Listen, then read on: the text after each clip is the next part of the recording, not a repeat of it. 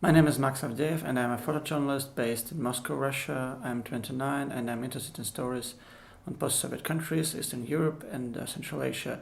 For example, last year I covered war in Eastern Ukraine for almost like 2 or 3 months.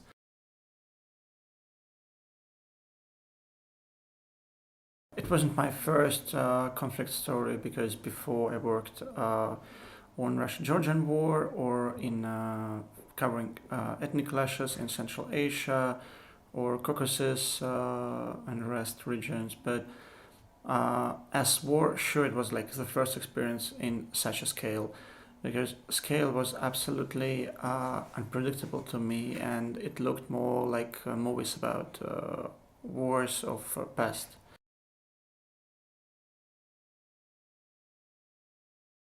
It was for me quite interesting how photos that were published, for example, on BuzzFeed, were then dragged by Russian propaganda websites or like medias and were used with different captions or with brave captions like posters like, hey, look at these brave guys, you should go and fight.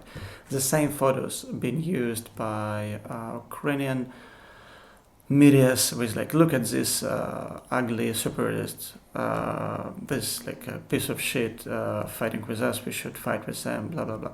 So the same photos I made were used by different medias opposite to another in opposite meaning.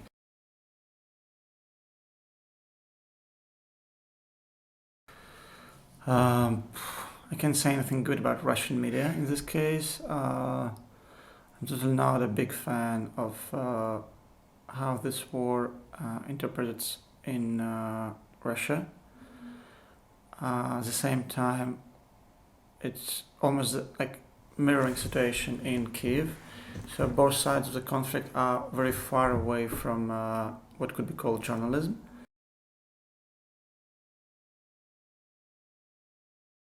My approach is the same for fashion for a glossy magazine and to the war. It just I see what's going on. I'm trying to figure out how it could be shown, and I do it.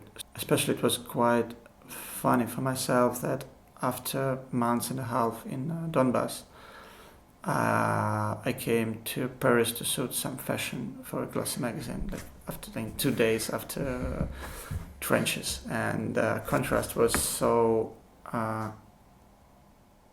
huge. So it was really interesting for me as a human how you could just jump from a front line into a fashion shoot.